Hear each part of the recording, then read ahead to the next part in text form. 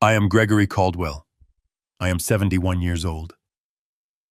Last Tuesday, my son Leo and my daughter-in-law Sabrina had me committed to the Golden Valley nursing home claiming I had dementia.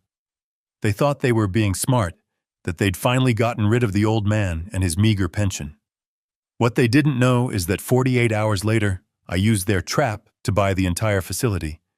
This Sunday, when they arrived for their weekly guilt trip visit, they found the visiting hours had been changed from 24/7 to never.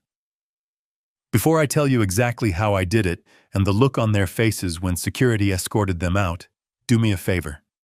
Let me know in the comments where you are listening to this story from. And hit that like button if you believe that underestimating your elders is the last mistake you should ever make. The whole thing started 4 days ago at their house, Leo's house. The air in their sprawling, sterile living room was thick with an unnatural concern.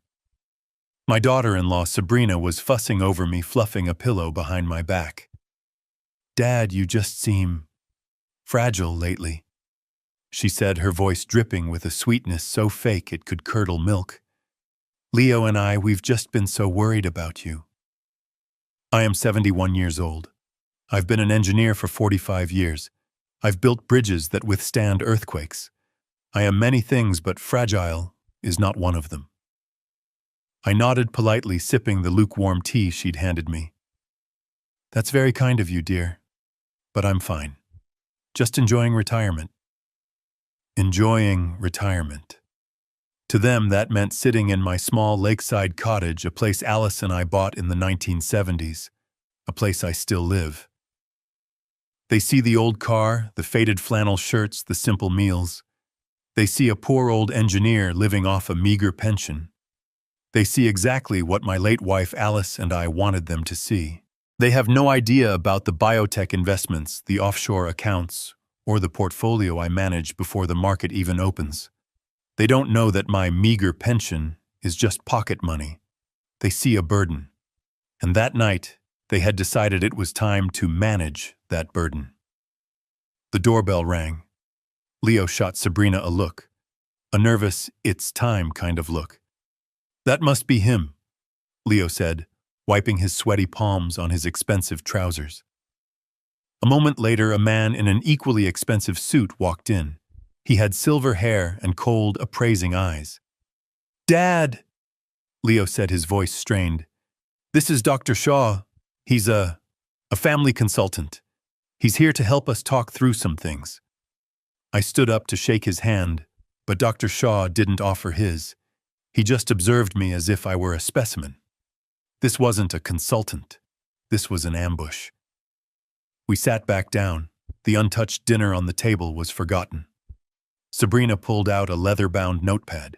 "Dr. Shaw," she began, her voice taking on a rehearsed, somber tone. "We've prepared a list of the incidents we discussed, the ones that have us so concerned." "Incidents?" I asked, my voice flat. "Dad, don't be difficult." Leo snapped, his mask of concern slipping. "Like the gas stove." My stomach tightened. "What about the gas stove?" "I came over last Tuesday," Sabrina said, addressing the doctor, but aiming her words at me. "The whole house smelled of gas. I found Dad in the living room reading. He had left one of the burners on unlit for hours.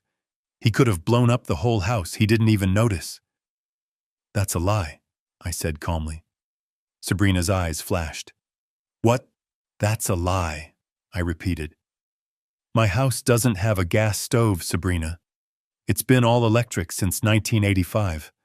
I was there. I cooked lunch. I remember turning off the electric coil. I can show you the receipt for the groceries." Sabrina's face flushed. She was furious that I'd caught her in such a sloppy, obvious lie. "No, I meant the other stove, the small one on the back patio." "The barbecue grill?" I asked, raising an eyebrow.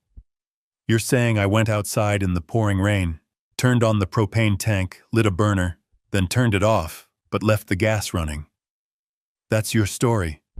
"You see, Doctor," Sabrina said, turning to Shaw, her voice suddenly cracking with manufactured pain. "He's confused. He's mixing everything up. He's in denial. This is what we deal with. Dr. Shaw nodded gravely, scribbling a note on his own pad. Denial is a very common symptom, Mr. Caldwell. What else? I asked, my voice turning to ice. I looked directly at my son. Leo, what other incidents have you fabricated? Leo wouldn't meet my gaze. He stared at his $1,000 shoes. The driving dad. You got lost last week. You called me, remember? You were completely disoriented. You thought you were in Millwood. You were 30 miles from home. My blood ran cold.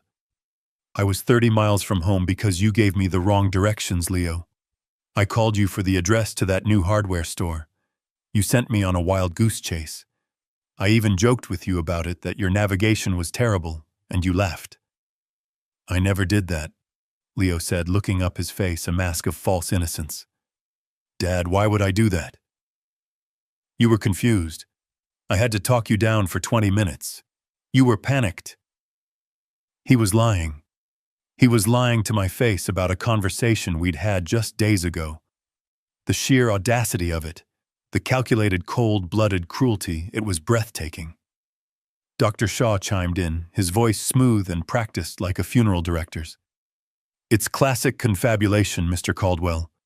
The mind creates false memories to cover the gaps where the dementia is setting in. It's nothing to be ashamed of. And the bills? Sabrina added, flipping a page on her notepad, clearly moving to the next item on her script. He's forgetting to pay his bills. We got a final notice from the electric company. His power was about to be cut off.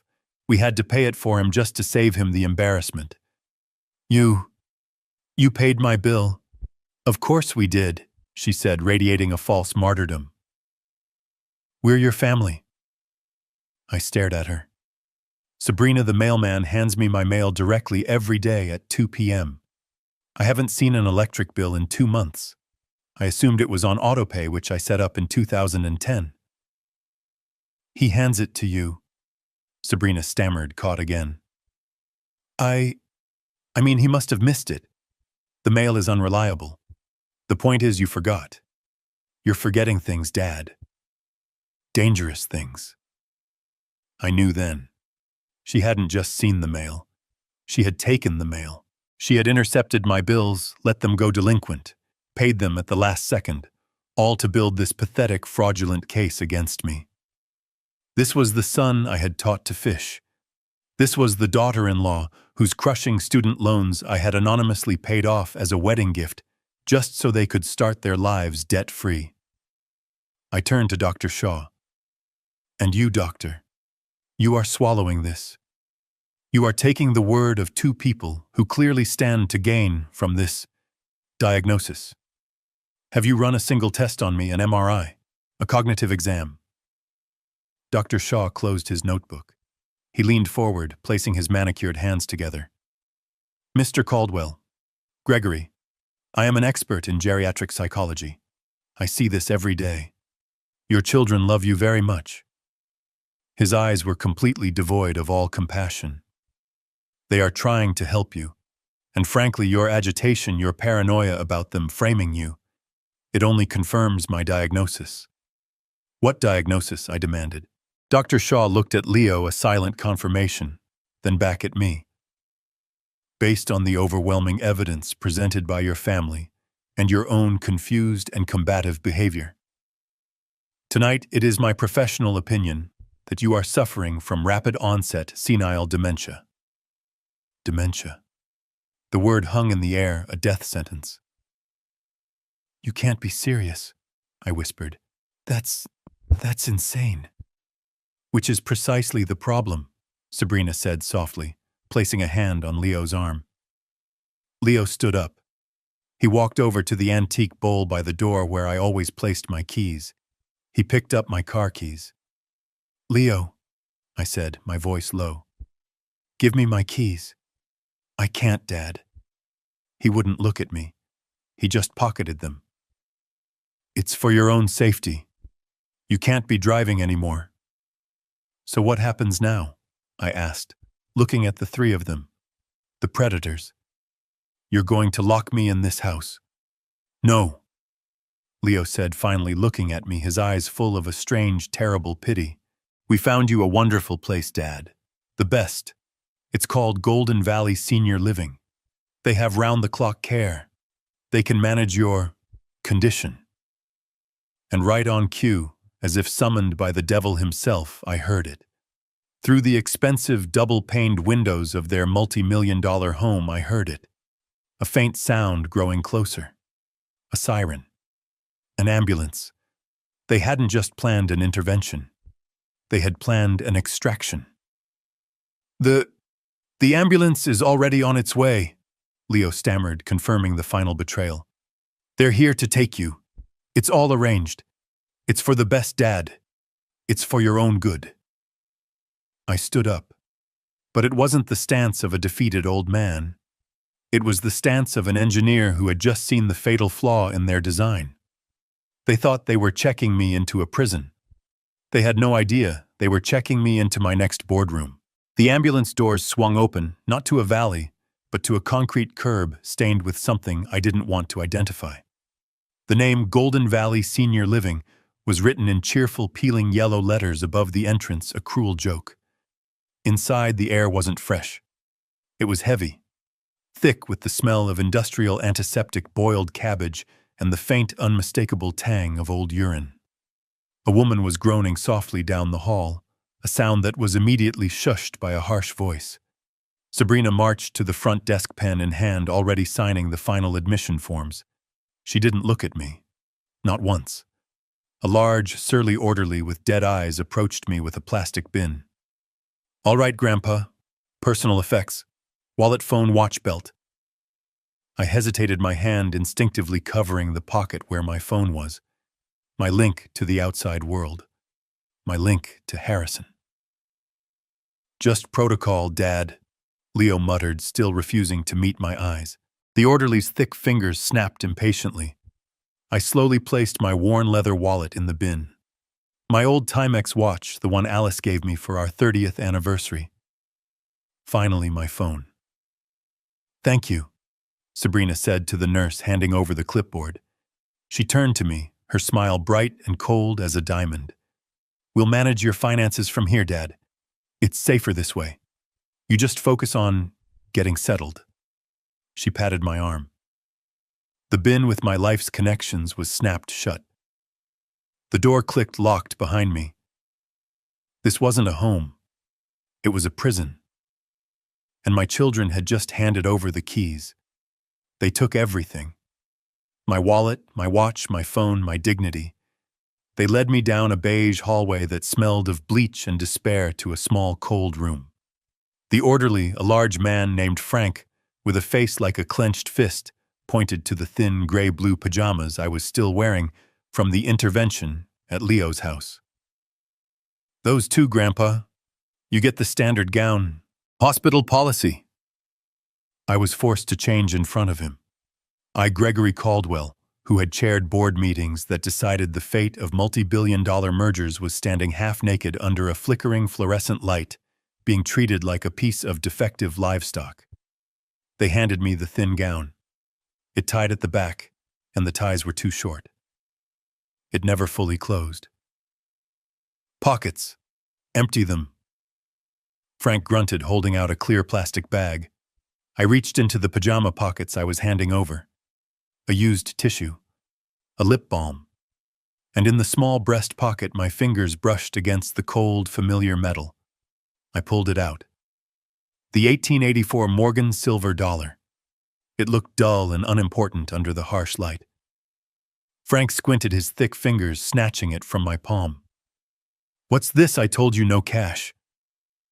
I had to think fast. I let my voice tremble, let my body slump into the role they had cast for me. My wife, I whispered the word catching in my throat. Alice, she gave it to me before she passed. It's just my lucky piece. Frank snorted a cruel, ugly sound. Lucky doesn't look so lucky from where you're sitting, old man. He was about to drop it into the plastic bag with my shoes, to be locked away in a storage room lost forever. My heart stopped. My entire plan, my entire life was about to be sealed in a Ziploc bag by a man named Frank. "Oh, for God's sake, just let him keep the stupid coin." Sabrina's voice, sharp and impatient, echoed from the doorway. She was tapping her expensive shoe, clearly annoyed by the delay. "It's a piece of junk silver, Frank. It's worthless. If it keeps him quiet and cooperative, let him have it. We are paying for the premium comfort package, aren't we?" Her arrogance was a thing of terrible beauty. Frank, clearly annoyed at being overruled, but unwilling to challenge a premium client, shoved the coin back into my hand. His skin was rough against mine. "Fine, don't swallow it." I closed my fist around it. The cold metal bit into my palm, an anchor in a raging sea. Sabrina turned and walked away, her heels clicking, satisfied with her little display of power. She thought she had granted a pathetic old man a final meaningless trinket. She had no idea she had just handed me the loaded gun I would use to destroy her. She thought it was worthless. She had no idea that this single coin, this piece of junk silver, held the keys to a kingdom she couldn't even begin to comprehend. It wasn't just a lucky piece. It was a custom-milled military-grade hardware wallet. A cold wallet. Alice, my Alice, had it commissioned years ago. She was the brilliant one, always. I was the engineer. I understood structures, mathematics, the physical world. Alice. Alice understood the future. I remember her in the late 90s sitting at our simple Formica kitchen table surrounded by printouts from the early internet. The rest of the world was buying pets.com. Alice was reading obscure white papers on genomics and a strange new field called biotechnology. "Gregory," she said one night, her eyes electric with a light I hadn't seen since we were young. "They're mapping the human genome. This isn't a gold rush, darling. This is the creation of the world. Again, we have to be a part of it."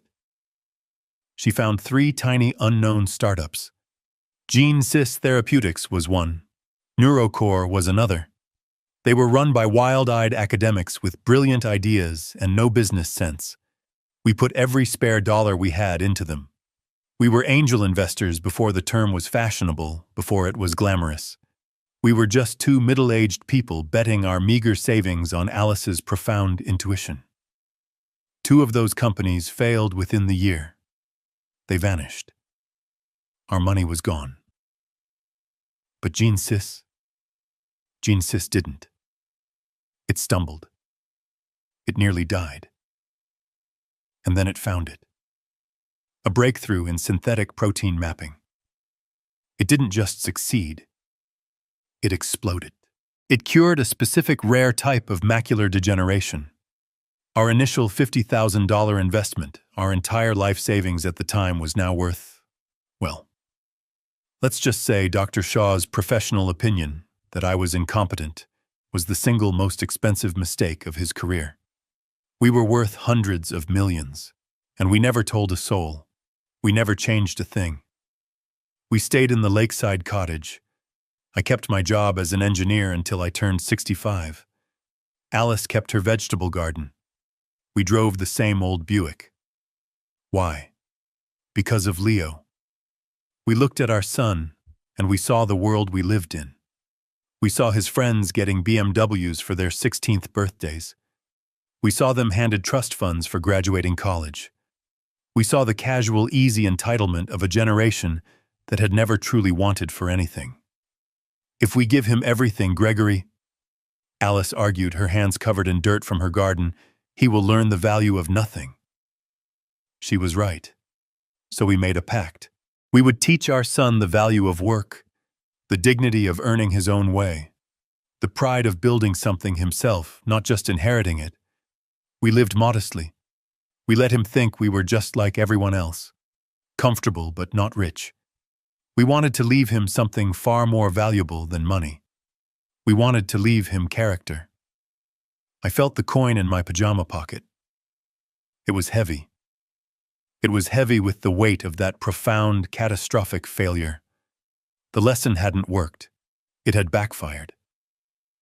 Instead of teaching him character, our modesty had cultivated resentment. He didn't see the virtue in our simple life. He saw failure. He saw a man who had only been an engineer. He saw a small lakeside cottage not as a home filled with memories, but as a fixer-upper he could flip for a quick buck to pay off his debts. I knew he had problems. I just didn't know how deep they went. I didn't know about the $1.2 million gambling debt. I didn't know Sabrina had been fired for embezzlement. I didn't know they were drowning. He didn't see a father. He saw an ATM with a weak pin. He and Sabrina weren't worried about me. They were angry at me, angry that I was old, angry that I was poor, and angry most of all that I was taking so damned long to die and give them the tiny pathetic inheritance they thought was coming. This coin. Alice had it made the year after her diagnosis. She knew she was leaving. She saw the first cracks in Leo's character, the first hints of Sabrina's raw greed. She saw them in a way I, blinded by fatherly love, could not. The coin looked identical to a real 1884 Morgan, but it was solid titanium milled by a defense contractor. Inside, shielded from any scanner, was a micro-ledger. "If the day ever comes, Gregory," she'd said, her voice thin as paper, but her will pure steel, "when they see you as a balance sheet instead of a father, when they treat you as a problem to be solved, not a person to be loved, you activate the Alice Protocol." The Alice Protocol. Our code word for total financial war. My call to Harrison, our lawyer in New York. The only other human on earth who knew the truth. This coin held the private keys, the access codes. Without it, the fortune was inaccessible, locked away. With it, I could move mountains. I could buy and sell entire corporations. I could, for instance, buy a rundown, mismanaged nursing home chain. Frank the orderly shoved me into room 12B. "This is you. Don't press the call button unless you're actively dying. And even then, think twice." The door slammed shut. The lock clicked. I sat on the thin vinyl mattress. It was cold. I could hear the man in the next room groaning a low, constant sound of human misery. They thought they had buried me. They thought they had won. I opened my fist. I looked at the face of Lady Liberty, her features worn smooth by time. Sabrina thought it was worthless. She had no idea. I wasn't trapped in here with them. They were trapped in here with me. The game had just begun. I spent that first night sitting upright in the chair. It was colder than my house, and the single paper-thin blanket they'd given me did nothing. I pressed the call button by the bed, the one Sabrina had supposedly paid premium for. I needed water. I pressed it at 10 p.m. I pressed it again at 11 p.m. At midnight, I stopped pressing. No one was coming. It wasn't just neglect. It was a strategy. They were trying to break me. Just before dawn, the door creaked open. It wasn't the heavy-footed Frank. It was a young nurse, her movements quick and quiet. Her name tag read Maria Diaz. She checked my vitals, her face tired but professional. As she was leaving, she paused, looked back at me shivering in the chair, then glanced down the empty dark hallway. In one swift motion, she grabbed an extra thick blanket from the linen cart outside and tossed it onto my lap. It was the first act of human warmth I had felt in what seemed like an eternity. "Thank you," I whispered, my voice hoarse. She hesitated, her hand on the doorframe. She leaned in close, so close I could smell the faint scent of coffee on her breath. Her voice was barely audible. "I saw what they did, Mr. Caldwell." I frowned. "What?" "Your family," she whispered, her eyes darting nervously. "When they admitted you. They paid extra for the special service." I had no idea what that meant. "Special service like better food?" Maria's eyes hardened with a deep professional anger. "No, it's a code. It means they're paying the floor manager extra to have staff ignore your call button. They want you to be difficult. They want you isolated." The blood drained from my face. It wasn't just neglect. It wasn't incompetence. It was a plan. They were paying to have me tortured, paying to have me ignored to make me seem more confused, more desperate, to create the patient Dr. Shaw had fraudulently diagnosed. The sheer, calculated evil of it. I grabbed her arm, my fingers surprisingly strong. My voice was a desperate rasp. "Help me," I whispered. "Maria, please. They are trying to destroy me. I need a phone. A simple prepaid phone. I will pay you. I can pay you more than you make in a year." Her eyes widened in fear. I can't. I'll be fired." "They are stealing from me," I pleaded. "They are burying me alive. One call. That's all I need. One call." She looked at me, her face torn. She saw the truth in my eyes, the desperation, the sanity. She gave a single tiny, terrifying nod. "Tomorrow," she breathed. "Be patient." And then she was gone. The next 24 hours were the longest of my life. I sat in that chair, pretending to be the senile old man they wanted. I ate the gray mush they served. I didn't press the call button. I just waited, my entire being focused on the sound of the shift change. Finally, at 3 a.m., the door creaked open. It was her. Maria. She went through the motions, checking my blood pressure cuff, marking a chart. Her back was to the door. The hallway was silent. "Are you asleep, Mr. Caldwell?" she whispered. I didn't move. "I have it," she breathed. "Don't react. I'm going to put it in your pillowcase when I fluff your pillow. Don't touch it until I am gone." My heart hammered against my ribs. I heard her move to the bed, the rustle of the cheap cotton pillowcase. I heard the faint, dull thud as the small, precious object was dropped inside. It was done. She finished her checks and left without another word. I waited 5 full minutes, my ears straining, listening for Frank's heavy footsteps in the hall. Nothing. My hands trembled as I reached into the pillowcase. My fingers closed around a small plastic prepaid burner phone. It felt like a brick of gold. It was my lifeline.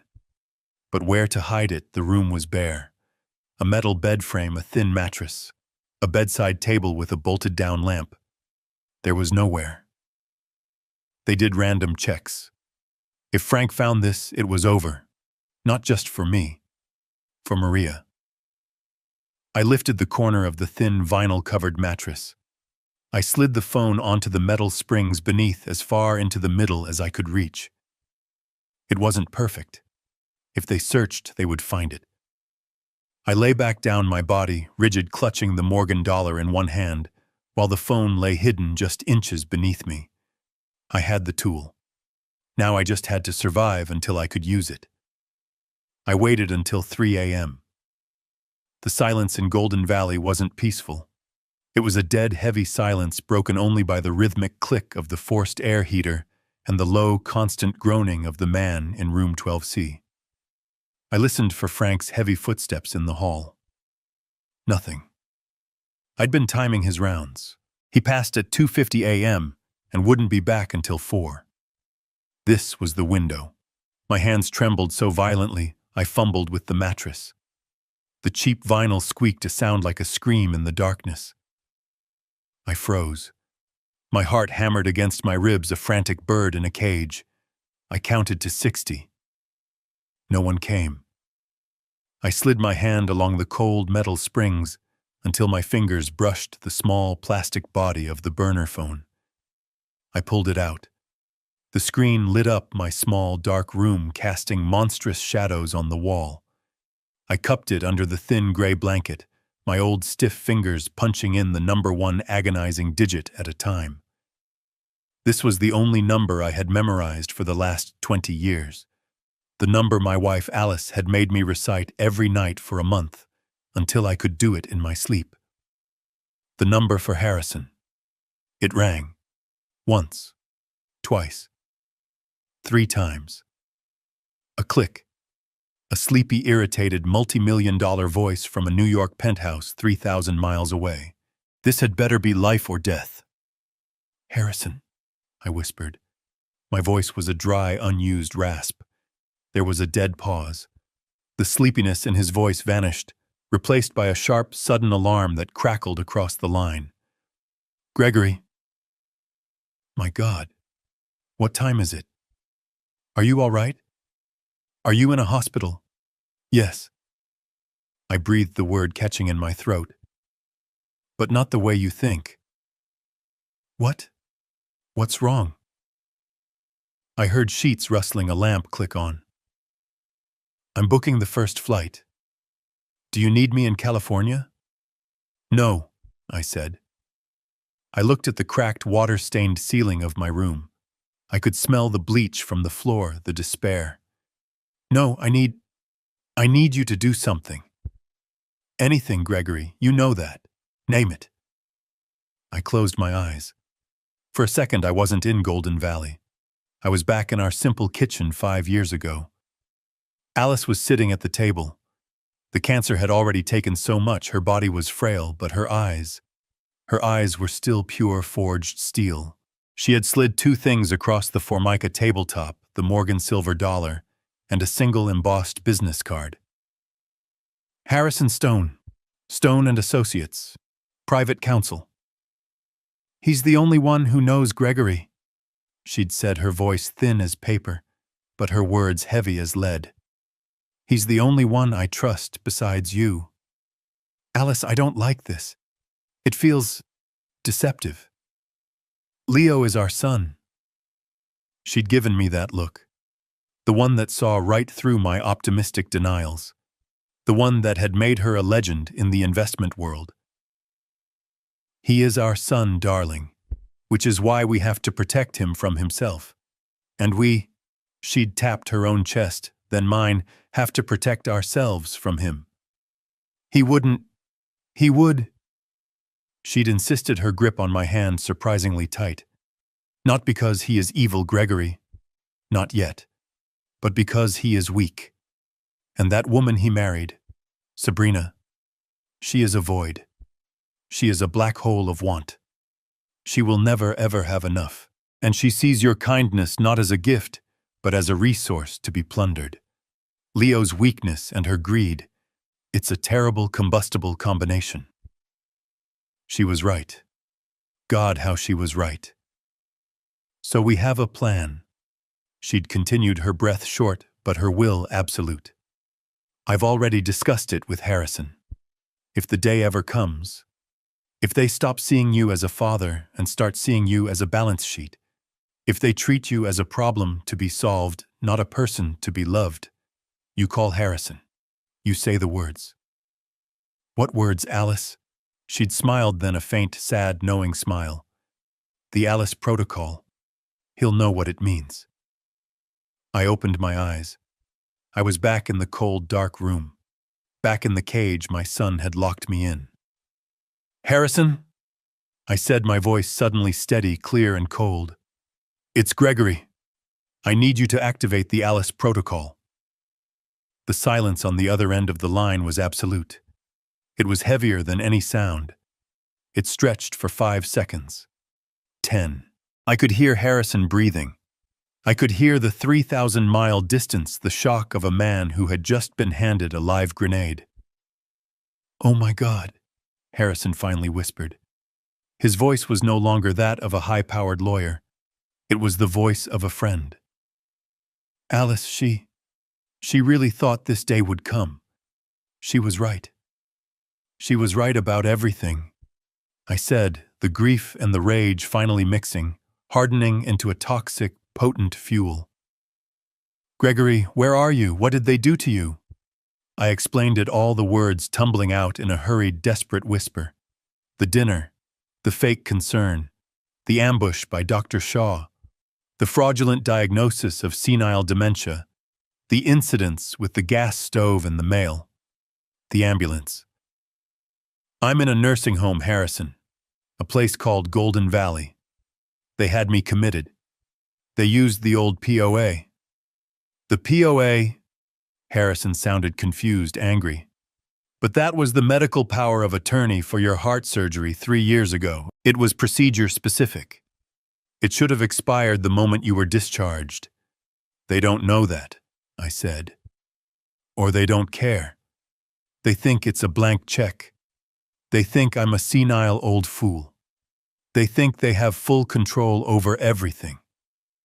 I paused and delivered the final blow. Harrison, they're going to sell my house. Sabrina said it this morning right in front of me. They're selling the lake house to pay for my care here. I heard the sound of a keyboard clicking furiously on the other end of the line. The friend was gone. The lawyer was back. They can't, Harrison said, his voice now a low, dangerous growl. The lake house is in the Alice Caldwell Trust. You are the sole trustee. It's ironclad. They can't sell it without your explicit notarized signature. Unless what? I whispered, a new dread creeping in. Unless they have a court order declaring you mentally incompetent, Harrison finished. Which is exactly what that Dr. Shaw and that intervention were about. Gregory, they weren't just committing you. They were building a legal case to liquidate you. The cold reality hit me like a physical blow. This wasn't just about getting me out of the way. This was about erasing me. Okay, Gregory. Listen to me very carefully. Harrison's voice was sharp now, commanding. You are not a patient. You are a prisoner of war. Your job right now is to survive. Keep pretending. Be the confused, harmless old man they want you to be. Smile, nod, be fragile. Do not under any circumstances let them know you are onto them. Do you understand me? I understand, I whispered. Good. I'm activating the protocol. As of this moment, I am moving $100 million from the main fund into a new firewalled crisis account that they cannot trace. I am hiring a private investigation team in California. Not just any team. The best. I want surveillance on Leo, on Sabrina, and on this Dr. Shaw 24/7. I want to know what they ate for breakfast. I want to know every dollar they spend. I want to know who they are talking to, and I want it all recorded. He paused, and I could practically hear him smiling. They think they're stealing your little cottage. They have no idea they've just declared war on a dragon. Thank you, Harrison. Don't thank me yet. Now, Gregory, hide that phone. Stay alive. I'll be in touch. We're coming to get you. He hung up. I slid the phone back under the mattress. I clutched the Morgan dollar in my hand. It was no longer cold. It felt warm, alive, with purpose. I lay back in the dark, the man's groans in the next room no longer bothering me. Let them think I was weak. Let them think I was beaten. Let them think I was just a senile old fool. Leo and Sabrina thought they were managing a burden. They had no idea that Harrison was already filing the paperwork. They didn't know that a team of the most ruthless investigators in the country was already on a plane. They didn't know. They had just made a multi-million-dollar mistake. The next morning they arrived. Leo and Sabrina. They walked into my room carrying a cheap bouquet of carnations, their faces plastered with those fake bright smiles that now made my stomach turn. Dad, Leo said, his voice offensively cheerful. We're here. How are you feeling today? Are they treating you well? I played the part Harrison had assigned me.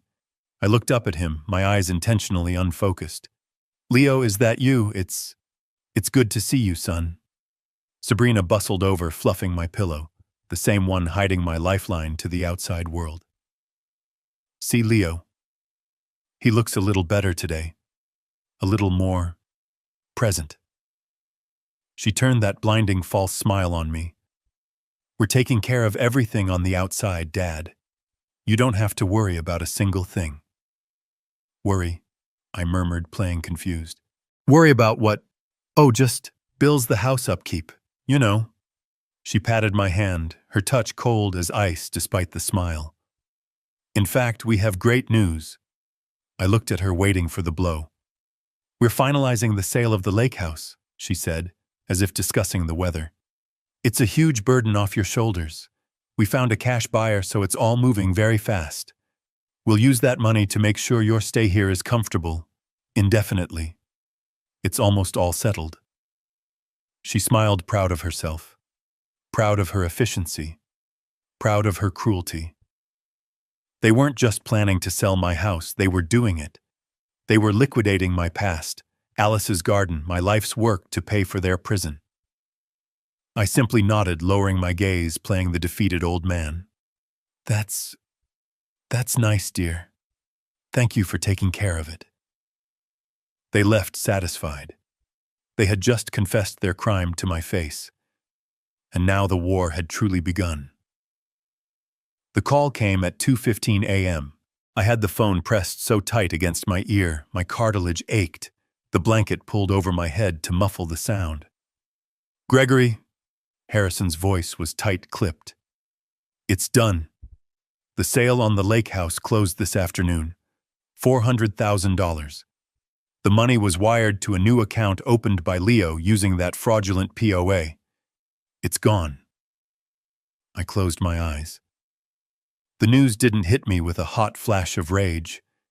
It was a cold, sharp, invasive thing, like a needle of ice sliding directly into my heart. Alice's garden, the porch we built, the dock where I taught Leo to fish, liquidated for $400,000. Less than a rounding error in my portfolio. Less than the cost of the car Harrison drove. They had sold my life for pocket change. The coldness didn't stay in my heart.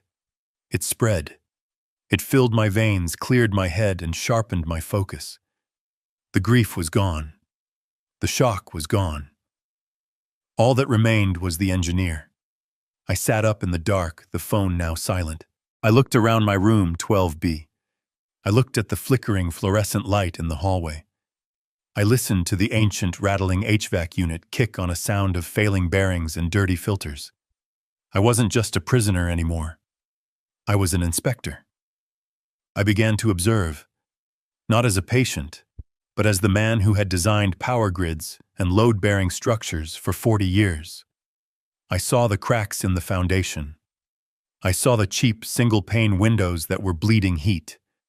I saw the outdated, inefficient medical monitoring equipment models from 10-15 years ago.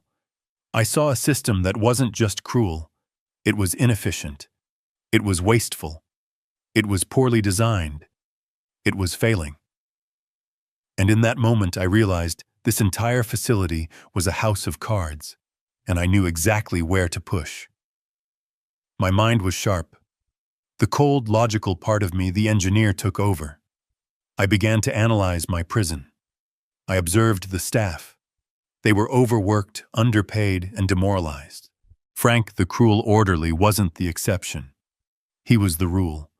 They were all just waiting for their shift to end. I observed the infrastructure. The rattling HVAC unit wasn't just annoying. It was a decades-old train model, inefficient, running on failing bearings. They were probably paying 3 times what they should in utility bills. The IV stands weren't modern, smart pumps that regulate dosage. They were old-fashioned gravity drip models that required constant manual adjustments that no one was making. The wheelchairs. God, the wheelchairs. The bearings were shot. I could hear the metal-on-metal squeal from 2 hallways away. This place wasn't just cruel. It was cheap. It was being run into the ground. They were cutting costs at a level that wasn't just negligent. It was desperate. This wasn't a healthcare facility. It was a warehouse, and the inventory was dying. I had the what. I needed the who. The 3 a.m. call was agony. I fumbled for the phone under the mattress, my body screaming in protest from sleeping on the thin vinyl. Harrison, I whispered. Gregory. His voice was low, fast, and furious. The investigator is good. His name is Miles. He's already pulled their financials. Gregory, it's worse than we thought. I waited. The man in 12C was groaning. Sabrina, Harrison said. She wasn't just worried about you. She was terminated from her job at the law firm 3 weeks ago. My blood ran cold. Fired why? Embezzlement, Harrison said. The word hit me like a stone. She was caught diverting client retainer funds, almost $80,000. They didn't press charges, but they fired her. She's broke Gregory, and she's sloppy. $80,000. It was pathetic. She had thrown away her career for so little. And it gets worse, Harrison continued, his voice grim. Leo, Gregory, he doesn't just have a gambling problem. He has a gambling catastrophe. What are you talking about? He's not just playing poker, he's into high-stakes sports betting. He's deep, very deep. How deep, Harrison? I whispered. There was a heavy pause on the line. According to Miles, he owes $1.2 million. And not to a casino in Vegas, Gregory. He owes it to a private bookmaking syndicate. The kind of people who don't take you to court when you miss a payment. 1.2 million. The number was so large it was almost abstract. My son. My weak, foolish son. The boy I'd taught to value hard work had become a man who would bet his entire life on a game he couldn't control. This wasn't just greed. This was sheer animal panic. They weren't just trying to get rich. They were trying to survive. They were trying to plug a hole that was about to drown them. And they were using me as the plug. I spent the next day in a daze processing the information. The cruelty now had a motive, a desperate, pathetic motive. When Maria came on her shift, I was ready. She quickly checked my room, then slipped inside, closing the door most of the way. Mr. Caldwell, you look terrible, she whispered. Maria, I need information. Who owns this place? Not the floor manager. Who signs the checks? Who owns the building? She was nervous. I don't know. That's management stuff. I just work the floor. Why, look at that heart monitor. I pointed to the bulky beige machine in the corner. That's a Hewlett-Packard 7835. They stopped making replacement parts for that in 1998. The IV pump is a Baxter. I know because I invested in the company that made its replacement 20 years ago. I leaned forward, my engineer's mind connecting the dots. This facility is running on fumes, isn't it? You're short-staffed. The equipment is ancient. They're cutting costs everywhere. Her eyes filled with a sudden frustrated anger. Yes, she admitted. You're right. It's awful. They cut our overtime. They switched to a cheaper food supplier last month. The meat is inedible. We're always short on basic supplies, even sterile gauze. Who is doing this? It's a corporation, she said, the word sounding like a curse. A big faceless private equity firm, Crestview Holdings. They're based somewhere on the East Coast. They bought this chain of nursing homes about 5 years ago, loaded it with debt, and have been sucking every last penny out of it ever since. She leaned in closer. And we hear rumors, Mr. Caldwell, all the time. The paychecks are late. The suppliers are suing for non-payment. They're not just cutting corners. They're on the verge of bankruptcy. Crestview Holdings. I filed the name away. The second call from Harrison came 2 nights later, 3:15 a.m.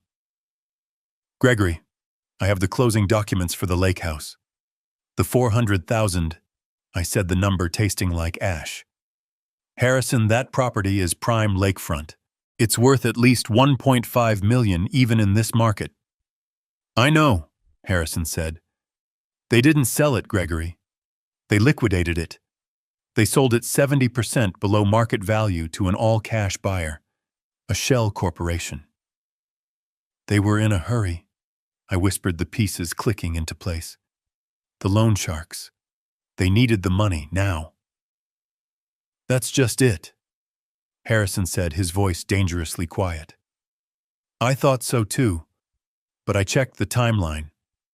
Gregory, I need you to listen very carefully. I'm listening. The sale on the house. It wasn't finalized after they committed you. I frowned. What? The sale closed 2 days before the intervention. The notary's stamp is dated. The wire transfer for the $400,000 cleared Leo's new bank account at 10:05 a.m. on Tuesday. My mind raced. But Tuesday? That was the day. Yes. Harrison finished the final devastating piece locking into place. That was the day of the dinner. The day of the ambush. The day they had you committed. I finally understood. The intervention wasn't the start of their plan. It was the end. They had already committed the theft. They had already forged my signature using that fraudulent POA. They had already stolen my house and cashed the check. They didn't lock me up to get the money. They locked me up to keep it. The dementia diagnosis. Dr. Shaw, the staged incidents. It was all a desperate, brilliant, evil cover-up. It was to ensure that when I inevitably discovered the house was gone, I would have no legal standing. I would be a confused old man. My word against a doctor's diagnosis and my loving family's testimony. They weren't just trying to rob me. They were trying to erase me. The call came at 3:17 a.m. It was so urgent I barely had time to pull the phone from under the mattress before Harrison's voice was in my ear. He wasn't angry this time. He wasn't grim. He was electric. "Gregory," he said, his voice a low, fast, triumphant hiss. "I've got them. Oh God, Gregory, I have got them." "What is it, Harrison? What did you find?" "Crestview Holdings," he said, practically buzzing. "I've been digging into their corporate structure all night. It's a mess of shell companies and debt, just like your nurse said. They're leveraged to the hilt, absolutely desperate for cash." "But that's not the good part, is it?" I whispered, my own pulse quickening. "No, that is not the good part." Harrison laughed, a sharp barking sound. "Gregory, do you remember the investment you and Alice made in Neurocore?" I frowned. "Neurocore? That was one of the failures. It went under." "No, it didn't," Harrison said. "It didn't fail. It was acquired. It was bought for pennies on the dollar in 2003 by a larger holding company, which was then acquired by an even bigger private equity firm. Gregory, the firm that acquired them. It's the parent company of Crestview Holdings." I sat bolt upright in the dark, the thin mattress groaning. My mind was racing. "What? What are you saying, Harrison?" "I'm saying," he said, and I could hear the smile in his voice, that based on Alice's original investment and the subsequent stock-for-stock acquisitions, "Gregory, you own 8% of their parent company." I couldn't breathe. "You're not just a victim, Gregory," Harrison said, his voice dropping to a conspiratorial whisper. "You are one of their largest individual shareholders. You have a seat on their board of directors that you've never claimed. They have no idea who you are. They have no idea that the senile old man they're trying to liquidate is their boss." I sat there in the dark, the phone pressed hard against my ear. The man in 12C was still groaning, but I didn't hear him anymore. All I could hear was the beautiful, perfect mechanical click of a massive steel trap snapping shut. 8%. A seat on the board. They had put me inside their own company. They had locked me inside their own vault. I started to laugh. It began as a low chuckle, a dry, rusty sound from a throat raw with disuse. I hadn't laughed in weeks. It wasn't a laugh of happiness. It was a laugh of pure, cold, beautiful irony. "Gregory," Harrison asked, his voice cautious, Are you all right?" I wiped a tear from my eye. "Harrison," I said, and my voice was no longer the voice of a weak old man. It was the voice of the engineer who had built empires. It was the voice of the man Alice had married.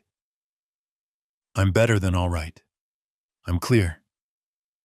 I took a deep breath, the stale antiseptic air tasting suddenly sweet. "Harrison, I don't want to sue them.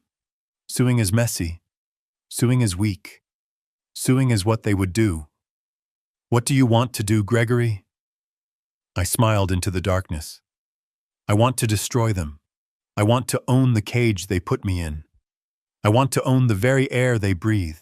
I want them to understand what they did not in a courtroom, but in a boardroom. Harrison.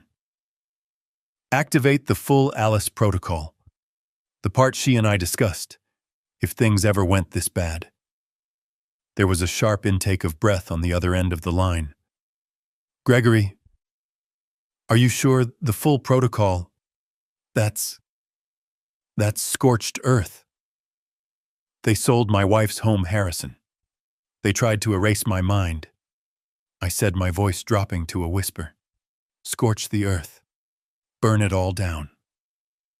There was a long, heavy silence on the line. I heard Harrison exhale a slow, deliberate breath. Scorched earth it is, Gregory. The full Alice protocol, God help them. The plan was forged in whispers in the dead of night, surrounded by the smell of bleach and human misery. I, the supposed senile patient, lay in my cot, the blanket pulled over my head, dictating financial warfare into a $9 burner phone.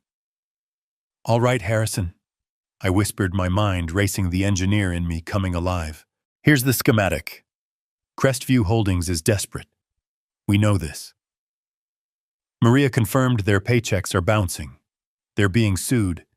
They're bleeding cash. Miles confirms it. Harrison's voice was a low growl in my ear. Their stock is in the toilet. They're toxic. They're actively seeking a buyer for their entire senior care portfolio to stop the bleeding. They have 12 facilities, including yours. They're trying to sell it as a package deal, but no one is biting. It's too much debt, too much liability. Good, I said. Liability is just a number. Debt is just a tool. Here is what we do. I want you to go into the Alice Protocol wallet. You know the one, the rainy day fund. I thought back to Alice 20 years ago, sitting across from me after the first major payout from Jean Sis. I'd wanted to buy a boat. She'd looked at me with that smile that always meant she was 5 moves ahead. A boat. Gregory, that's what you want. A depreciating asset. I wasn't just an engineer. I was a negotiator. In my prime, I'd brokered deals between billion-dollar aerospace contractors. I'd sat across from government officials and corporate titans, men who ate weakness for breakfast. I learned to be the quietest man in the room, to listen to everything, to speak last, and to make my one offer the only one that mattered. Alice had that same instinct. But where I was a scalpel, she was a broadsword. We don't buy toys, darling, she had said, sliding a document across the table. We buy leverage. We're going to create a fund. We'll call it the Rainy Day Fund, and we will never ever touch it until it's pouring. Now I was in the middle of a typhoon. It's pouring, Harrison, I whispered into the phone. Liquidate $10 million from the fund. I want it in a clean, untraceable holding company by morning. Call it AC Trust. Alice Caldwell, Harrison said softly. I like it. 10 million. Done. What's the play? It's a 2-pronged attack. I said, my mind building the strategy like a blueprint. First, the 8%. As a major shareholder, I want you to file an emergency injunction tomorrow. I want a full audit of Crestview. I want to see every dime they've spent, every corner they've cut, every safety violation in this hellhole and the other 11. I want to leak to the press that a major concerned shareholder is investigating the board for criminal negligence. That will tank their stock completely, Harrison said, a note of admiration in his voice. It will create a panic. Exactly, I said. We create the panic. We make them more desperate. We become the fire. And the second prong, the AC Trust, I replied. While their building is burning, we show up with the water. 48 hours after you file the injunction, while the board is in full-blown panic, AC Trust will make an offer. An all-cash, no-questions-asked offer to buy the entire senior care portfolio. Every facility, every employee, every resident, every lawsuit. They'll be so desperate to stop the bleeding and the audit. They'll see it as a lifeline. Harrison breathed, catching on. They won't even look at who's behind the trust. They'll just sell. They'll sell, I confirmed.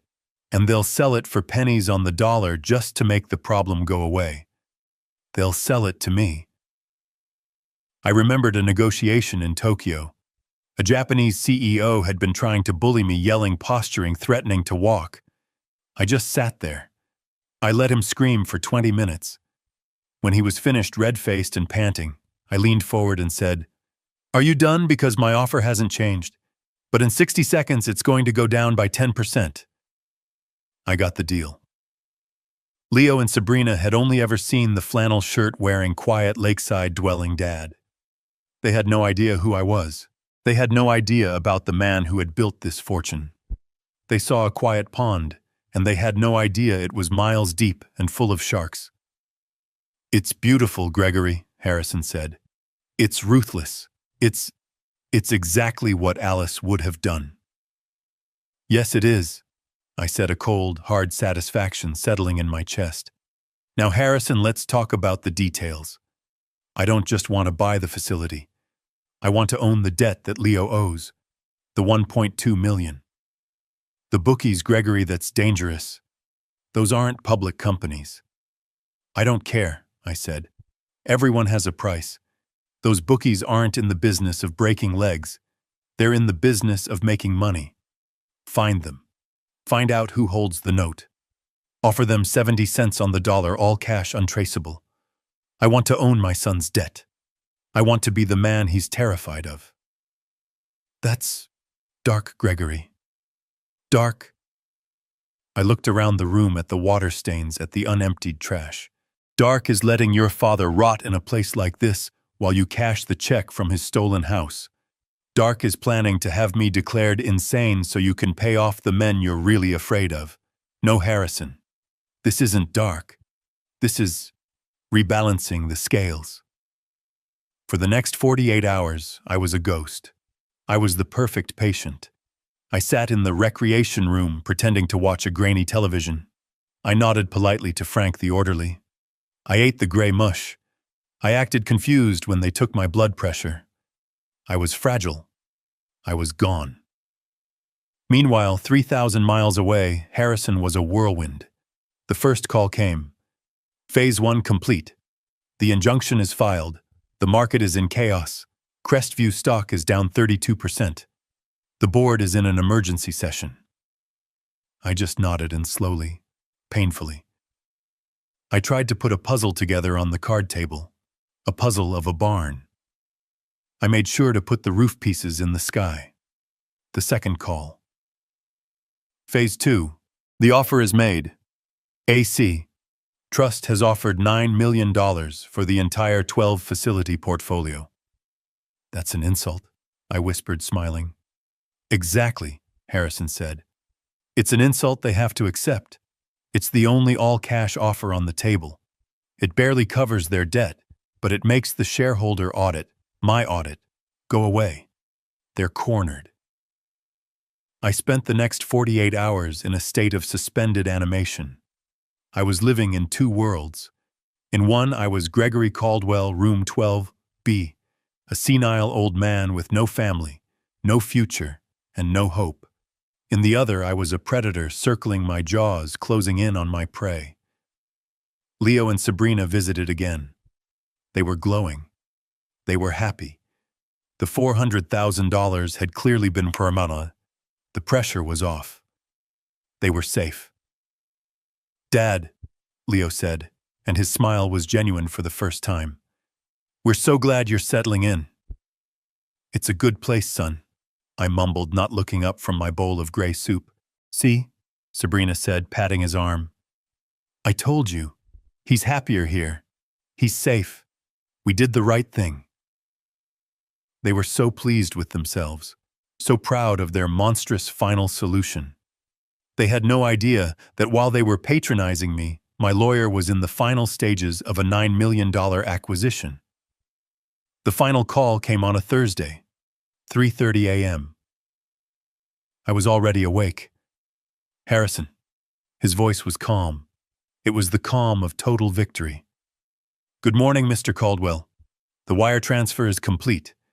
The documents are signed. Crestview Holdings no longer owns a single nursing home. I closed my eyes. So it's done. Yes, Harrison said. Welcome to the healthcare industry. Congratulations, Gregory. You are the sole owner of Golden Valley Senior Living. The next day, I was still a patient. I sat in my chair staring at the wall, the perfect image of a man waiting to die. I was still in room 12B, but now I owned the room. I owned the chair. I owned the rattling HVAC unit. I waited for Maria's shift. She came in at 3 p.m., her face set in the same lines of exhaustion. Mr. Caldwell, she said, checking my chart. How are you feeling? I looked up at her, Mom. Didn't play the confused old man. I looked at her, really looked at her with the eyes of an engineer, an investor, a boss. Maria, I said. My voice was no longer weak. It was quiet, but it was clear and firm. She froze. She had never heard this voice before. Mr. Caldwell, are you all right? I am Maria, for the first time in a long time. I motioned for her to come closer. She hesitated, then stepped toward the bed. Close the door, I whispered. I'm not supposed to. Please, just for a moment. What I am about to say will change your life. Her curiosity won. She pushed the door until it clicked softly shut. What is it? I looked her dead in the eyes. I want to thank you for what you did. You risked your job for a stranger. You showed me kindness when everyone else showed me cruelty. That is a rare quality. I just did what was right, she stammered, clearly uncomfortable. Yes, you did. And I believe that doing what is right should be rewarded. So I have a question for you, Maria. How would you like a new job? She frowned, confused. A new job, Mr. Caldwell? What are you talking about? I'm talking about a promotion, a significant one. How would you like to be the new executive director of this facility? Maria's face went pale. She actually took a step back, her hand flying to her mouth. That's not funny, sir. You've lost your mind. No, Maria, I said, a small smile playing on my lips. I just found it. And as of 3:30 a.m. yesterday, I am the new owner of Golden Valley Senior Living. Now, do you want the job or not? Monday morning, 9 a.m. I was in Hell's cafeteria. The dining hall at Golden Valley was a symphony of human misery, and I was its captive audience. The air was thick with that smell, that unique suffocating perfume of institutional bleach, boiled vegetables, and the sour tang of despair. Across from me, a woman named Mrs. Petrov, her eyes as vacant as a cloudy sky, was rhythmically tapping her spoon against an empty bowl. Clink, clink, clink. The sound was maddening. I was in my designated spot. The dementia corner shoved against the wall in a squeaky, malfunctioning wheelchair that I didn't even need. My external persona was in full effect. I was slumped, my chin resting on my chest, a thin line of drool which I'd carefully managed with a sip of water trailing from the corner of my mouth. I was Gregory Caldwell, the senile old fool, the burden, the problem that had been solved. In front of me sat a bowl of what they called oatmeal. It was a pale gray, watery gruel. It was cold. I stared at it, my face a mask of vacant confusion. Inside my mind was a coiled spring. I was counting. Harrison was on his way. The staff moved around us with the bored indifference of zookeepers. Frank, the large, cruel orderly, was in the corner by the juice machine. He wasn't helping anyone. He was laughing, telling a crude joke to one of the younger, terrified-looking nurses. He was the king of this miserable little kingdom. And at the front of the room by the nurses' station stood the queen. Mrs. Croft. the facility director. She was a thin, severe woman in a cheap polyester suit holding a clipboard like a scepter. Her eyes scanned the room not with compassion, but with the cold appraisal of a factory foreman checking for defective parts. She was the one who had taken Sabrina's bribe. She was the one who had personally enforced the special service on my room, ensuring my call button was ignored, ensuring my isolation. I loathed her with a cold, precise engineering passion. 9:01 a.m. The main doors to the facility burst open. They didn't just open, they were flung open, hitting the rubber stoppers on the wall with two hard, resonant thuds. The clink, clink, clink of Mrs. Petrov's spoon stopped. Frank's laughter died in his throat. Every head in the room, staff and resident alike, turned. Harrison Stone walked in. He was not the friendly, reassuring voice on the phone. This was Harrison Stone's senior partner in his battle armor, a $9,000 razor-sharp charcoal suit. His silver hair was perfect. His face was set in an expression of absolute cold neutrality. He was not alone. Flanking him, two on each side, were four other people. Two men, two women. They were all dressed in identical dark, severe suits. They carried expensive leather briefcases. They didn't look like they were here for a visit. They looked like they were here for a corporate execution.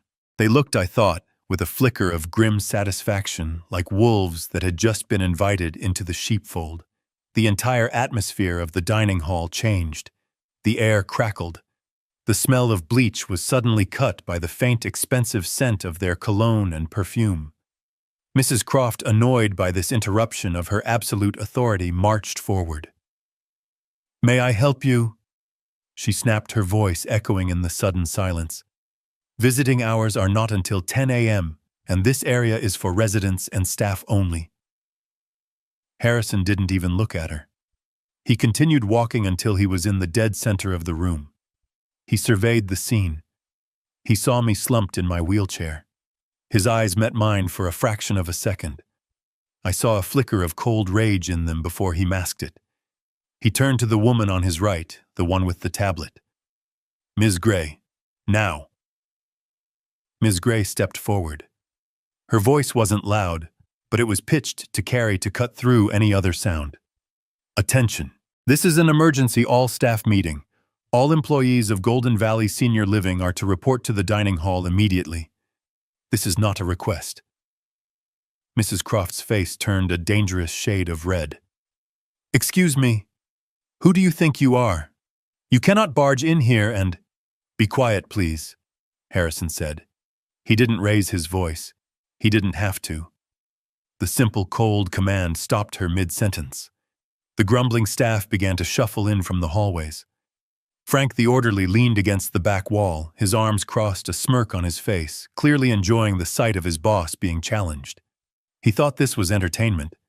He had no idea he was a star of the show. Mrs. Croft, trembling with rage, squared off against Harrison. "I am the director of this facility. You have no authority here. I am calling the police." She reached for her hip for the walkie-talkie she wore. "I wouldn't do that if I were you," Harrison said, his voice dangerously soft. "My name is Harrison Stone. I am the lead counsel for the Alice Caldwell Trust." "The what?" Croft spat. "I don't care if you're counsel for the president. You are trespassing. Get out, now." "I assure you we are not," Harrison replied. He nodded to Ms. Gray. Ms. Gray tapped her tablet, and a document appeared on the screen. She handed it to Mrs. Croft. As of 3:30 a.m. Friday morning, Crestview Holdings' entire senior care portfolio was sold in an all-cash acquisition. Croft's eyes scanned the document. I could see the moment the blood drained from her face. I could see her hands begin to shake. This isn't possible," she stammered. We weren't notified. It was a private leveraged acquisition," Harrison said, "handled at the board level. And the new owner," he paused, savoring the moment, "is the Alice Caldwell Trust, which means we own this facility. We own this building. We own your employment contract." He leaned in, his voice dropping so only she could hear it, but I could read the intent on his face. And as of 9:02 a.m. this morning, that contract is terminated. You can't, Croft shrieked, her voice cracking, losing all its authority. I have a contract, I have rights, I'll sue. Please do, Harrison said, smiling a thin reptilian smile. We would be delighted to discuss your management practices, your special service fees, and your fraudulent billing during discovery. I'm sure the State Medical Board would be fascinated. Croft went silent. The color was gone. She was gray. Harrison nodded to one of the men in suits, a large man who looked like he could bench press a car. Mr. Davies, our new head of security. He will be escorting you from the premises. You will leave your keys, your badge, your laptop, and your files. You have 5 minutes to collect your handbag from your office. No, please, she stammered, looking around for support. But no one moved. Mr. Davies gently but irresistibly took her arm. She was led out of the room, sputtering threats and pleas, her entire world collapsing in 30 seconds. The remaining staff stood in stunned, terrified silence. They were frozen. Harrison turned to the room, his voice now booming with authority. That brings us to our next order of business. He looked at Ms. Gray. The list, if you please. Ms. Gray stepped forward again, her tablet in hand. Her voice was cold, mechanical, and final. The following employees are also terminated effective immediately for gross negligence, patient abuse, and violation of care standards. Your final paychecks will be mailed. You will be escorted from the property. You have 2 minutes. The room held its breath. Frank Miller. The smirk on Frank's face vanished. It was as if he'd been slapped. What? You can't. I'm in the union. Your union has already been notified of our intent to clean house, Mr. Miller, Harrison said. And they have been provided with video evidence of your conduct. They will not be supporting you. Mr. Davies, Frank is first. You can't do this to me, Frank roared as the security head approached him. Brenda Wallace, Ms. Gray continued, ignoring him. Brenda was the nurse who had laughed when Mrs. Petrov dropped her spoon and couldn't pick it up. She let out a small sob. Mark Jenkins, the night orderly who slept at his desk. Susan Price, the kitchen manager responsible for the gray, watery gruel. She named 6 more, 10 in total, the worst of the worst. The ones I had personally identified to Maria, who had then relayed the names to Harrison. It was a purge. It was magnificent. Frank was still yelling. Who is responsible for this? Who the hell is the Alice Caldwell Trust? Who are you people? The remaining nurses were huddled together, weeping, terrified they were next. The residents were agitated, confused by the shouting. The entire facility was in total chaos. And I just sat in my corner, in my wheelchair, in my thin gray patient gown. I slowly, methodically, picked up my plastic spoon. I dipped it into the cold, gray, disgusting oatmeal. I brought the spoon to my lips, my hand trembling with feigned palsy. And as Frank was being physically dragged past me, still screaming, "Who did this?" I looked up, met his eyes, and smiled. Harrison let the shock settle. The sound of Frank's distant, fading curses was the only thing breaking the stunned silence. The remaining staff just stood there, pale, not knowing whether to run or to beg for their jobs. Harrison straightened his tie. He walked to the center of the room, his expensive shoes clicking on the cheap linoleum floor. Now, he said, his voice cutting through the fear. For those of you who remain, let us be clear. The old way of doing business here is over. He gestured to the empty space where Mrs. Croft had stood. On behalf of the new owner, the Alice Caldwell Trust, I am here to announce a complete management restructuring. He let that hang in the air. Effective immediately, your previous director has been terminated for cause. Your new executive director is Mrs. Maria Diaz. He gestured to the wall near the kitchen. Maria was still standing there, still in her simple blue nurse's scrubs, her hands clasped in front of her. She looked as stunned as everyone else. The staff stared, their minds unable to process what was happening. Their floor nurse, their new boss. Maria took a hesitant step forward, then another, walking to the front of the room. She looked at Harrison, who gave her a single firm nod. She turned to face her former colleagues. Her voice was quiet, but it held a new steel-like authority. "There will be many changes," she said simply, "starting today. But my first official act as director is to introduce the man who made this possible." She turned, her hand extending, not to Harrison, not to the men in suits. She pointed directly to the dementia corner, directly to the squeaky wheelchair, directly to me. "Please welcome the chairman of the Alice Caldwell Trust, who has decided to place his permanent office right here to personally oversee this transition, Mr. Gregory Caldwell." Every single eye in that room, every terrified nurse, every shocked administrator, every confused resident, every eye turned to me. Sunday, 10 a.m. Showtime. I wasn't in my room. I was in Mrs. Croft's old office, which I had completely gutted. A temporary desk and a chair were set up along with a large monitor showing the security feed for the main lobby. I sat there sipping a cup of real coffee, the first I'd had in a week. I was still in my patient gown. The costume was essential. At 10:02, their BMW pulled up. Leo and Sabrina got out. They were glowing. The $400,000 from my stolen house had clearly worked its magic. Their immediate crisis was over. Leo was wearing a new, expensive-looking polo shirt. Sabrina was laughing, her hair perfectly styled. They looked like a happy, carefree couple coming to do their dutiful weekly penance. They walked through the front doors, and they froze. The lobby they had left last week was gone. The smell of bleach and old cabbage had been replaced by the faint, clean scent of lemon oil and fresh lilies. The flickering, buzzing, fluorescent light was gone, replaced by warm, recessed lighting. The cracked gray linoleum floor was gone, covered by a thick, plush, dark blue carpet that muffled their footsteps, swallowing all sound.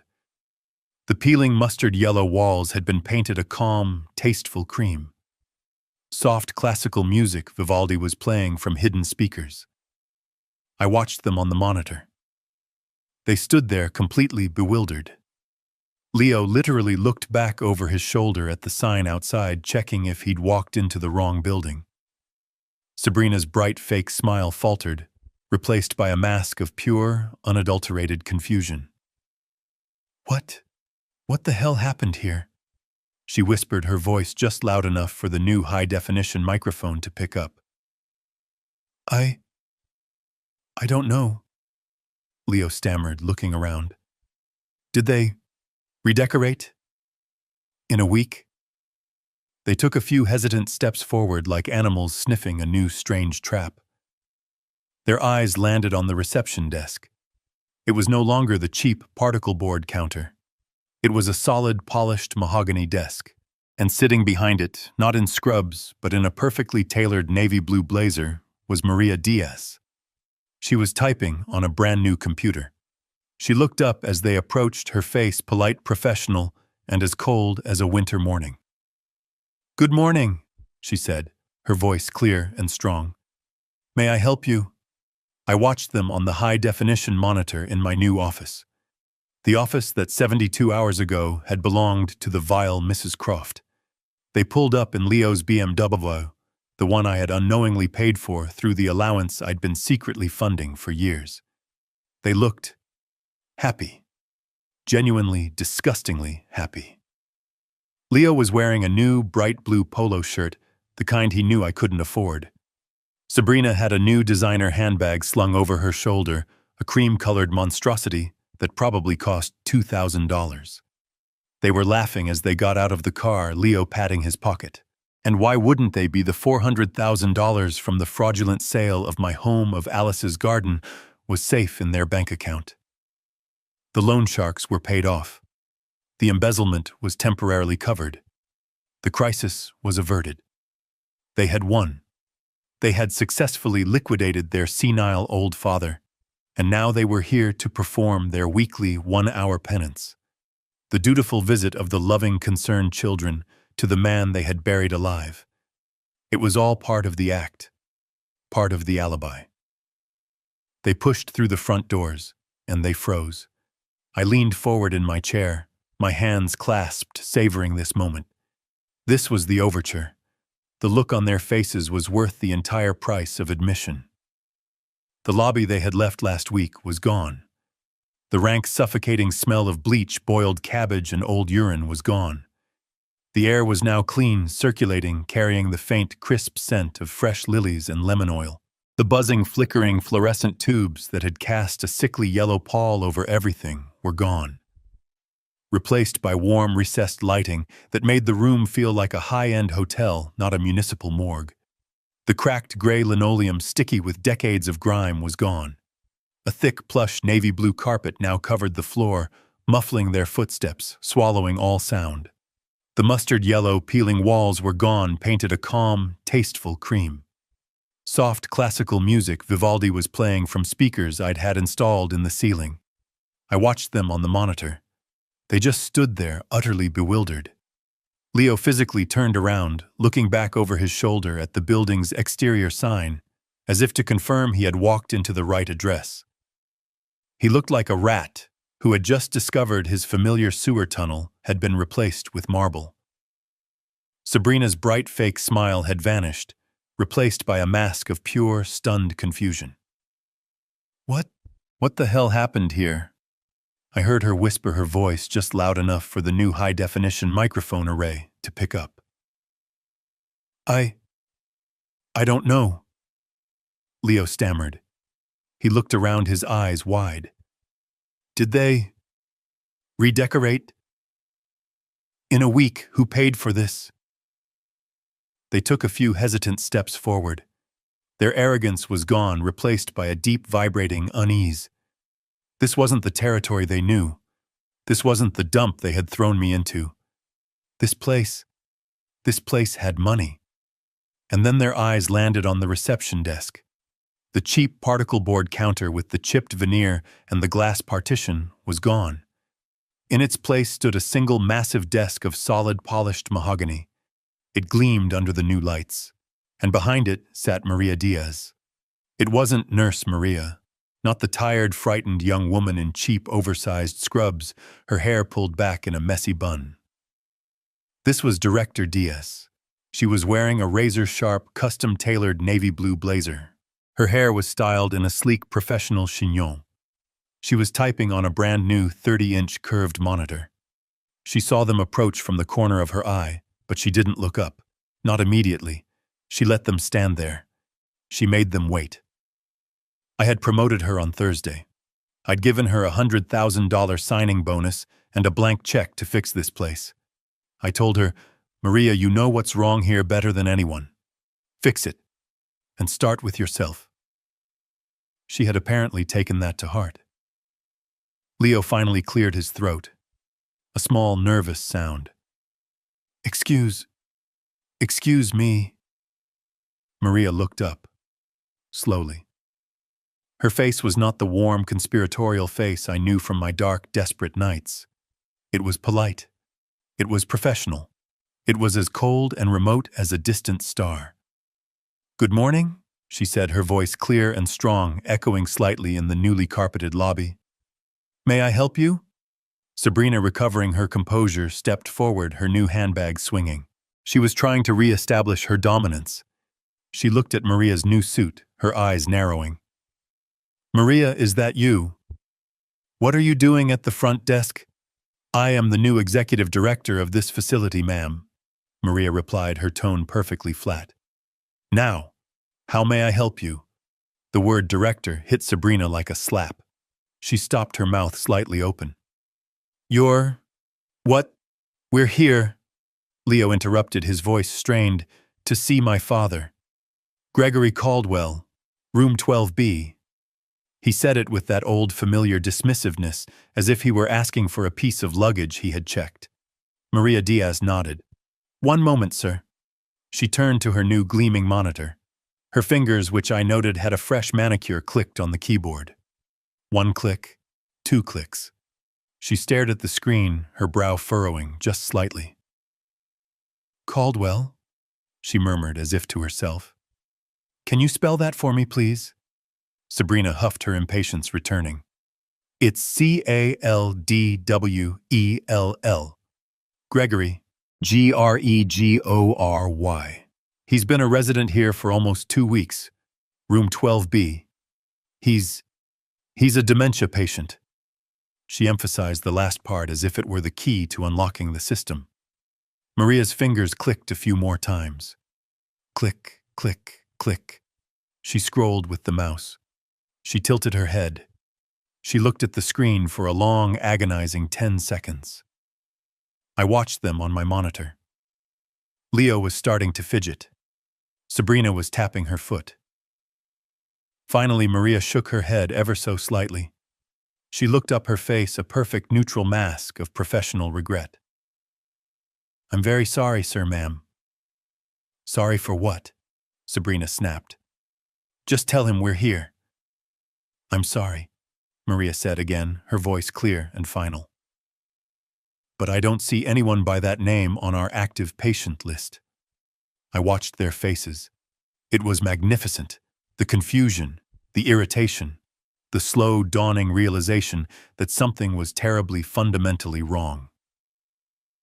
What does that mean? Leo said, stepping closer to the desk. That's ridiculous. He has to be here. We admitted him ourselves. He's in room 12B. Just go check. Sir, I assure you, Maria said, her voice acquiring a slight edge of steel. Our system is brand new. It's updated in real time. We have no resident named Gregory Caldwell. Not in room 12B. Not anywhere in this facility. This is insane. Sabrina's voice was rising, getting shrill. Are you telling us you lost him? You lost a 71-year-old dementia patient. Is that what you're telling us? I will sue this place. Ma'am, please calm down, Maria said. Don't tell me to calm down. My father-in-law is missing. Get me your manager. Maria just stared at her. Ma'am, I am the manager. Then, check again. Leo insisted, his voice cracking with a new emotion. Panic. This wasn't part of their plan. A disappearing father-in-law meant police. It meant questions. It meant investigations into the very POA and house sale they were trying to hide. Maria sighed, a small put-upon sound. She typed again, slowly, deliberately, as if for a child. Caldwell. She clicked. She looked.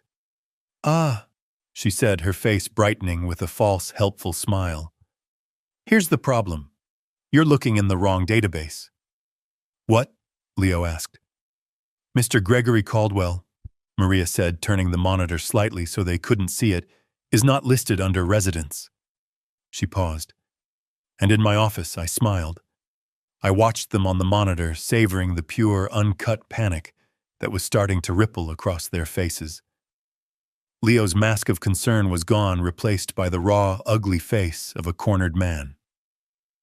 What do you mean, wrong database? He demanded, his voice too loud for the calm lobby. Is he in a different wing? We demand to see him. He's in room 12B. Maria Diaz looked up from her screen. And then she did something I had not seen her do before. She smiled. It was not a warm smile. It was a small, sharp, surgical smile. Ah, she said, her voice full of false understanding. You're looking for Mr. Caldwell. I see. You are correct, he was in room 12B. She paused, letting the silence stretch, letting them lean in desperate for the rest of the sentence. However, she continued, her voice perfectly pleasant, Mr. Caldwell is no longer listed as a patient. Leo and Sabrina stared at her, blankly. He is, Maria said, relishing the words, listed as the owner. I watched Sabrina's face. The color drained from it, leaving her makeup sitting like a mask on pale, waxy skin. Leo just shook his head, a jerky, uncomprehending motion. Owner, what are you talking about? That's impossible. He's a senile old... He is the chairman of the Alice Caldwell Trust, which acquired this facility last Thursday. Maria interrupted, her voice like ice. And I'm afraid, as the new owner, he has personally reviewed and amended the visitor policy. Sabrina's voice was a reedy, trembling whisper. Amended? Amended how? Changed them to when? Maria Diaz leaned forward, her professional mask dropping to reveal the woman who had watched me shiver in that cold room. She looked them both one by one dead in the eye. He has changed your specific visiting hours, she said, her voice low, clear, and absolutely final. From 24/7 down to never. On the monitor I watched as my son and daughter-in-law finally understood what they had done.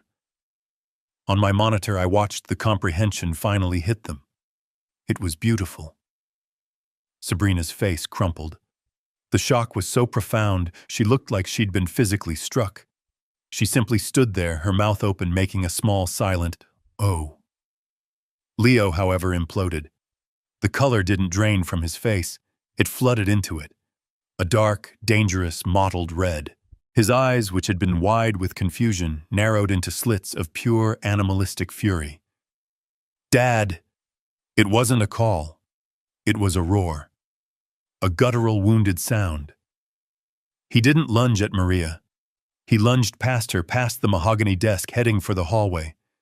Heading for my old room 12B. He was going to find me, to drag the senile old man out and shake the truth from him. He never made it 2 steps. Mr. Davies, my new head of security, the large, quiet man in the dark suit who had been standing discreetly by the new floral arrangement, moved. He didn't rush. He simply materialized. He intercepted Leo's lunge with a solid, unmovable wall of muscle. One hand grabbed Leo's bicep. The other planted itself flat on his chest. Leo, all his rage and panic, hit him and just stopped. It was like watching a wave break against a cliff. "Don't touch me," Leo bellowed, shoving. Mr. Davies didn't shove back. He simply held. He applied precise, effortless pressure. A second guard, just as large, stepped in, blocking the hallway completely. "Let me go." Leo struggled, his expensive polo shirt straining. "That's my father in there. You can't keep me from him." "Sir." Mr. Davies's voice was calm, bored, and amplified by my new microphone system. "I'm going to have to ask you to lower your voice." Leo was trapped, pinned between the immovable object and the unbreakable desk, with his wife watching his world collapsing. The rage turned to pure, sputtering desperation. "Sabrina, call the police, call them." And that was my cue. I watched the monitor in my new office, the one that still smelled faintly of Mrs. Croft's cheap perfume and new paint. I watched my son, his face a grotesque mask of purple rage, physically struggling against Mr. Davies. I watched my daughter-in-law, her face a waxy, pale mask of disbelief, her hands clutching her new expensive handbag. I heard Leo's desperate, strangled roar, "Sabrina, call the police! Call them!" I took a slow, deliberate sip of my coffee. It was a single-origin Kona, freshly ground. It was excellent. I'd had it overnighted. I stood up. I was no longer wearing the thin, humiliating gray-blue patient gown that tied in the back. I was wearing a suit. It was a Savile Row suit, dark charcoal wool, hand-stitched with a subtle windowpane check. A suit my wife Alice had insisted I buy 20 years ago for a particularly hostile takeover negotiation in London. "It's not a suit, Gregory," she'd said, smoothing the lapels. "It's armor. It still fit perfectly." I buttoned the single horn button. I adjusted my cuffs. I walked out of the office, my hard-soled leather shoes making no sound at all on the new plush navy blue carpet. I turned the corner of the hallway and stepped into the lobby. Leo, Sabrina. My voice was quiet. It wasn't the weak, trembling whisper of the senile old man they had committed. It was the voice of the chairman of the board. It was the voice of their father. And it cut through Leo's animalistic yelling like a surgeon's scalpel. He froze. His struggle with Mr. Davies stopped instantly. He turned, his body still tense, his chest heaving. Sabrina, who had been fumbling for her phone, looked up, her hand frozen in her bag. Their eyes locked onto me. I watched with a cold, clinical fascination as their brains tried to process the two images. The man from last week slumped in a wheelchair in the corner of the dining hall, drooling into his gray, watery oatmeal, his eyes vacant, his hands shaking. And the man standing before them, now immaculate in his armor, his hair combed, his eyes clear and sharp and cold as a winter sea. It was a cognitive dissonance they could not bridge. Their minds simply broke. "Dad," Leo whispered. The word was a question full of a child's confusion. He looked from me to Maria at the desk, to the new carpet, back to my suit. What is this? What are you wearing? What is going on?" Sabrina found her voice first, but it was shrill, unsteady, grasping at the only reality she knew. "Gregory, thank God!" She rushed forward a step. "These people, they're crazy. This woman..." She pointed a trembling, manicured finger at Maria. She said you own this place. Tell them, Gregory, tell them who you are. Tell them you're sick." "That is an excellent question, Sabrina," I said, taking a slow, deliberate step toward her. "Who am I? A few days ago, I was your senile father-in-law. I was a burden. I was a problem that needed to be managed." "No," she stammered, taking a step back. We were worried you weren't well, the doctor. Dr. Shaw. He said..." Yes, Dr. Shaw," I said, nodding. "The family consultant. The man you and Leo met with 2 weeks ago. The man you paid $5,000 in cash money you stole from me, by the way, to sign a fraudulent diagnosis. Yes, Harrison and I are very familiar with Dr. Shaw. My private investigator, a man named Miles, found him to be remarkably cooperative when faced with the sudden and permanent loss of his medical license." Sabrina's face went from pale to the color of ash. She didn't just stammer. She gasped. Investigator? But the money?" Leo stuttered, his mind seizing on the one thing that truly mattered to him. "The house. The $400,000. That was for your care. We were protecting it for you." "My care," I repeated. I let the words hang in the air, heavy with their own lie. "You mean the $400,000 you got from illegally selling my home, a home worth at least $1.5 million, using a fraudulent, expired medical power of attorney?" Leo flinched as if I had struck him. "You mean..." I continued, taking another step, "the $400,000 that you wired to a private offshore bookmaker in Macau at 9:07 a.m. on Tuesday. Before I was even in the goddamned ambulance. That $400,000, Leo." This time Leo didn't just go pale. He looked like he was going to be physically sick. He stumbled back, shaking his head, his eyes wide with animal terror. No. How could you? How could you know that? You were very sloppy, son," I said, my voice holding no anger, just a profound, cold, tectonic disappointment. "You were desperate. You used the exact same shell corporation to receive the house money that Sabrina used to hide the $80,000 she embezzled from her law firm." Sabrina let out a small, strangled squeak. "That's right, dear," I said, turning to her. $80,000, stolen from client retainer accounts. A very, very desperate move. A career-ending move. But not quite as stupid as committing your father-in-law to a facility that he owns. It was too much. The information was too vast, the exposure too total. Their entire carefully constructed fraudulent world had been dismantled in less than 60 seconds. Leo's mind, cornered and terrified, snapped back to the only defense he had ever known. The one I had foolishly allowed him to use as a shield his entire life. "You can't do this," he roared, his voice cracking with panic, his eyes wild. He wasn't talking to me as his father. He was talking to me as the bank. We're family. I'm your son. You can't just destroy us. This is about money. It's just money. You have to help us. We're your family."